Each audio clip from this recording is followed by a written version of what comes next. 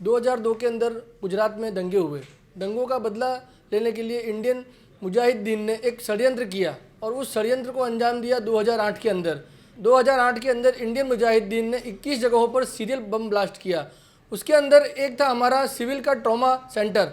Civil के trauma centre के बाहर काफ़ी लोग इकट्ठा हुए थे और तभी एक वैन के अंदर काफ़ी तेज़ बम ब्लास्ट हुआ और काफ़ी एक क्षति हुई।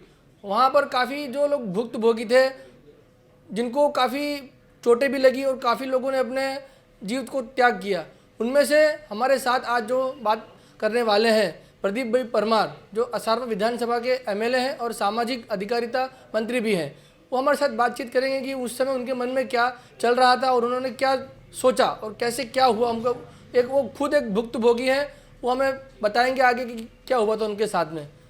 जब टीवी के माध्यम से मालूम पड़ा कि पूरे अहमदाबाद में बम धड़ाके हो रहे हैं और लोगों को उसकी वजह से लोगों को छोटी मोटी चोटें आई है, हर हमेशा की तरह जब जब जब इस राज्य पे, इस नगर में कोई ऐसी आफत आती है तो हम लोग हमेशा सिविल हॉस्पिटल कैंपस में जाकर उन घायलों को, उन दर्दियों को सेवा करने का हम प्रयास करते हैं।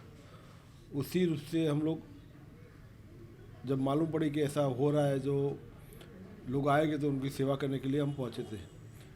वहाँ पहुंचने के बाद जो दर्दी एम्बुलेंस में आ रहे थे उनको उठाकर, उनको स्ट्रेचर में बिठाकर डॉक्टर के पास ले जाकर, डॉक्टर को पास ले जाकर उनको सौंपते थे कि डॉक्टर को जल्दी पेशेंट मिलने पर डॉक्टर उसकी अच्छी देखभाल कर सके, सारवार कर सके।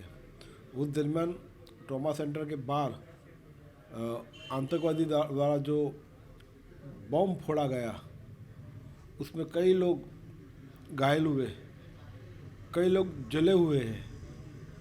ये बम धड़ाके के कारण मैं वहाँ पर जब था उस समय पर बम धड़ाका हुआ और मेरे पाँव में भी बहुत गंभीर प्रकार की चोट आई थी।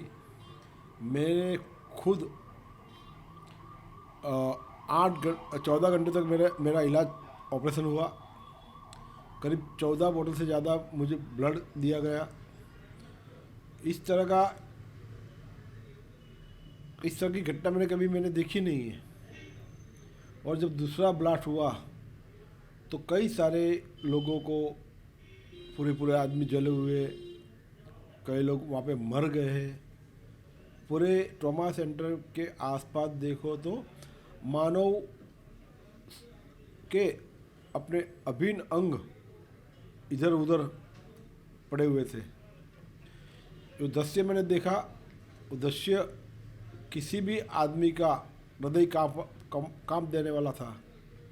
इस प्रकार से गुजरात की लोगों की आतंकवादी द्वारा डर डालने का ये एक प्रयास था, मगर गुजरात की पुलिस और तत्कालीन मंत्री और आज के देश के यशस्वी बड़ा प्रधान श्री नरेंद्र भाई मोदी और गुजरात के तत्कालीन गृह मंत्री श्री अमित भाई शाह ने इस पूरे घटना को अलग तरह से देखकर गुजरात की पुलिस को काम पर लगाकर गुजरात के जवाबमर्द पुलिस अधिकारियों ने इस पूरे कांड का, एक बॉम्ब ब्लास्ट आतंकवादियों को सिर्फ 20 दिन में पकड़कर आज उनको सजा भी हुई है।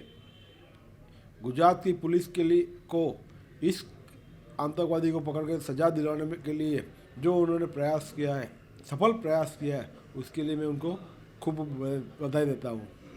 प्रदीप जी, जैसा कि आप बोल रहे हैं कि सज़ा मिली उनको, लेकिन 13 साल बाद मिली सज़ा, तो इसके बारे में आप क्या कहेंगे? ये ज़्यादा लंबा समय नहीं है? पूरे देश और गुजरात की न्यायालय पर हमको भरोसा है और जब न्यायालय में केस चला तो काफ़ी लोगों को, साक्षी से काफ़ी लोगों को सुनकर लंबी चर्चा के अंत पर ये फैसला आया है।